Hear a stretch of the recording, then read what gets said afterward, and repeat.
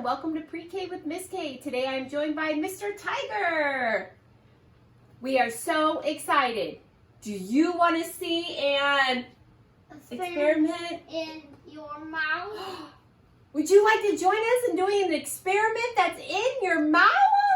Yes!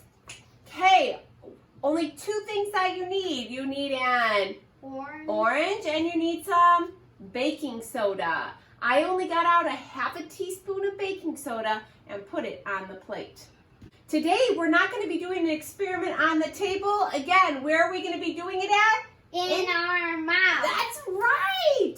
And We have not done that before. I got our experiment from sciencefun.org, and I'll put the link in the information section. Let's get started. So, you need your orange and you need your baking soda. Now remember, when you have your baking soda, it's only half a teaspoon on the plate, and you're only going to put a tiny sprinkle of it. You don't want to eat too much of that. Then we're going to see what happens when you put the orange with the baking soda inside your mouth. Guess what's going to happen?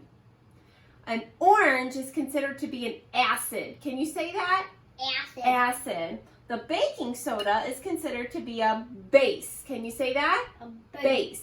When you mix the acid with the base, it's going to make carbon dioxide bubbles and start to fizz in your mouth, almost like pop.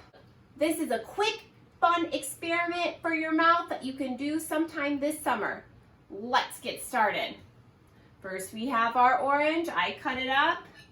Then we sprinkle just a tiny bit on there. And then we're gonna put it in our mouth. What happens, Mr. Tiger? It gets bubbles. It gets bubbly and fizzy. Again, make sure you only do 1 or 2 oranges so that you don't get too much baking soda. Before we leave you, we've got a quick joke.